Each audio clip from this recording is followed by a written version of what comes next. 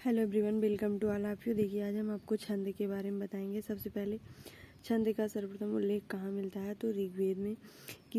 कोई भी छंद किसमें विभक्त रहता है, चरणों में, यति में, तो दोनों में ही। चारों चरणों में समान मात्राओं वाले छंद को क्या कहते हैं, सममात्रिक छंद कहते हैं। लेकिन निम्नलिखित में सममात्रिक छंद को कौन सा का उदाहरण है, मात्रिक छंद का कौन सा उदाहरण है, चौपाई।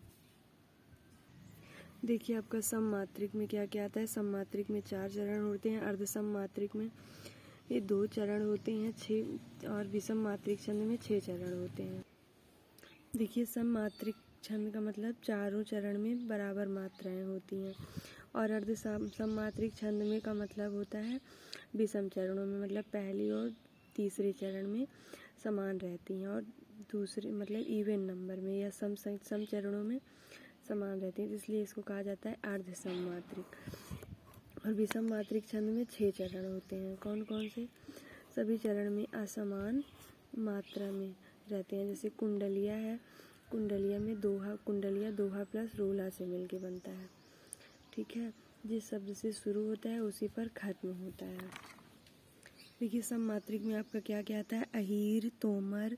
अहीर में 11 मात्राएं, तोमर में 12 मात्राएं, चौपाई में 16 मात्राएं, राधिका में 22 मात्राएं, रोला में 24 मात्राएं होती हैं, 11 और 13 पे यति होती है।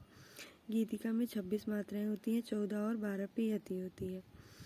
सरसी होता है, हर गीतिका होती है, 28 मात्राएं, 16 और 12 पे यति होती है। तांटक में 30 मात्राएं होती है, वीर और आल्हा में 31 मात्राएं होती हैं।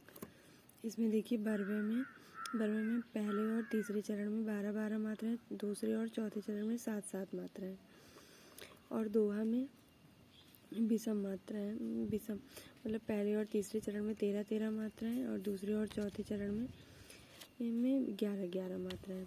देखिए, सोरठा में पहले और तीसरे चरण में 11 और दूसरे और चौथे चरण में 13। देखिए, सोरठा और रोला में सेम मात्राएं दी गई हैं, तो इसमें अंतर क्या होता है, रोला और सोरठा में। रोला में 11 और 13 मात्राएं होती हैं, सोरठा में भी 11 और 13 मात्राएं होती हैं। सममात्रिक, ये रोला सममात्रिक होता है, सोरठा अर्ध सममात्रिक होता है। अंत में दीर्घ वर्ण आता है, इसमें अंत में लघु वर्ण आता है, और इसमें 4 चरण होते हैं, इसमें 2 चरण होते हैं। तो आपका अर्ध सममात्रिक में क्या क्या आता है, आपका भरवय आता है, दोहा आता है, सोरठा आता है, उल्लाला आता है। और विषम मात्रिक में आपका कुंडलिया आता है, छप्पय आता है।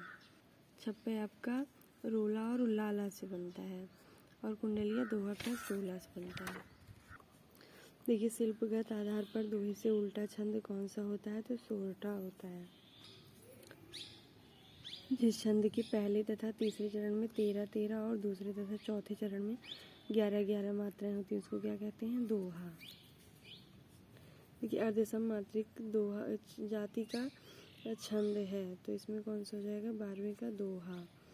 चौपाई के प्रत्येक चरण में 16 मात्राएं होती हैं। छंद कितने प्रकार के होते हैं, छंद ये होगा आपका, छंद कितने प्रकार के होते हैं, 3 प्रकार के।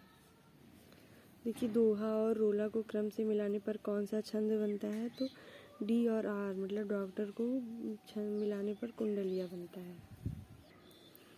घनाक्षरी छंद है वर्णिक। वीर्याला किस जाति का छंद है, तो आपका बी मात्रिक छंद का। जिस छंद में वर्णिक या मात्रिक प्रतिबंध न हो वह छंद क्या कहलाता है, मुक्त छंद। देखिए, निराला की कविता जूही की कली उदाहरण है किसका, मुक्त छंद का।